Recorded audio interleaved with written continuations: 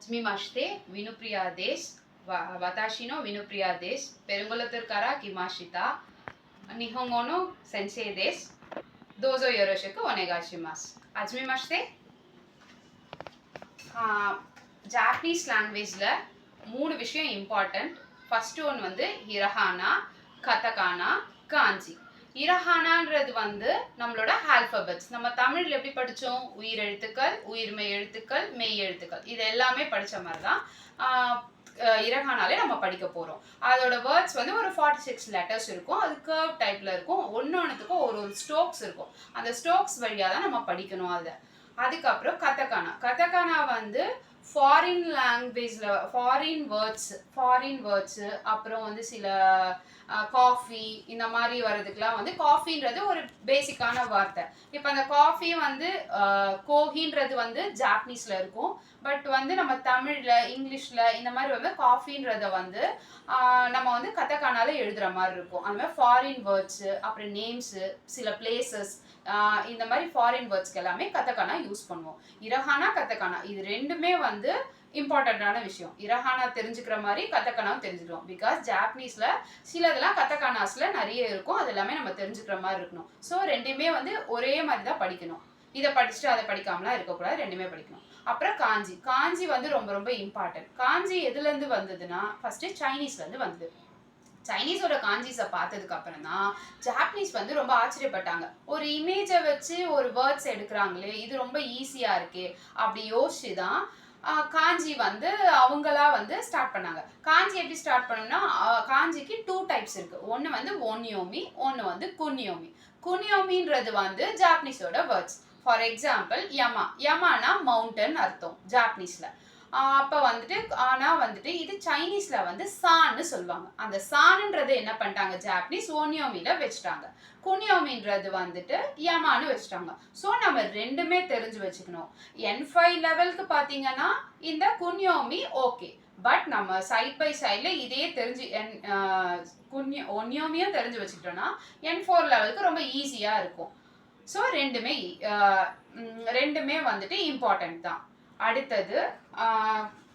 அடுத்தது வந்து ஒரு காஞ்சியோட ஃபர்ஸ்ட் நான் ஒன்று சொல்லி கொடுக்குறேன். காஞ்சியோட ஃபர்ஸ்ட் காஞ்சி வந்து கவானா ரிவர்னு அர்த்தம். ஒன்யோமியில் வந்து பார்த்தா சென், குன்யோமியில் வந்து கவான்னு அர்த்தம். கவாகுச்சின்றது வந்து ஜாப்பனீஸோட நேம். கவான்றது தமிழில் ஆறு, இங்கிலீஷில் ரிவரு, ஜாப்பனீஸில் ரிவர்னு அர்த்தம் கவாக்கு.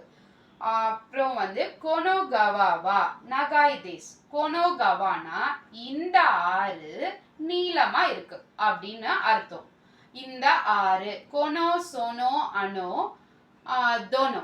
இந்த கொனோ சோனோ அனோனா இந்த, அந்த, எந்த. இது வந்து 4th லெசன்ல நம்ம படிப்போம் இந்த டாபிக்கா. ஸோ கவான்றது ரிவரு, நகாய்னா நீளமானதுன்றதுக்கு நகாய்ன்னு சொல்கிறோம். கொச்சிராவா கவாகுச்சி சாந்தேஸ். கொச்சிராவானா இந்த பர்சன். கொச்சிராவா, சொச்சிராவா, அச்சிராவா.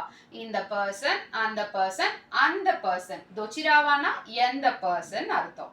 அந்த கொச்சிராவா கவாகுச்சி சாந்தேஸ். கவாகுச்சி சான்றது ஒரு பர்சனோட நேம். கவாகுச்சி இவர் தான் கவாகுச்சி.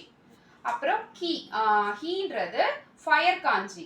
ஃபயர் எப்படி எரிப்பு எரியுமோ அந்த மாதிரி தான் இந்த மாதிரி ஸ்ட்ரோக்ஸ் போட்டு 2 சிம்பிள்ஸ் வரும். இது வந்து ஃபயர் காஞ்சி. ஃபயர் காஞ்சிக்கு வந்து இங்கிலீஷில் வந்து ஃபயர், தமிழில் வந்து நெருப்பு. ஹீன்றது ஜாப்பனீஸில். ஒன்யோமி வந்தா கா, குன்யோமி வந்தா ஹீ. கஜின்றது ஃபயர். கையோபி வந்தா டியூஸ்டேன்னு அர்த்தம்.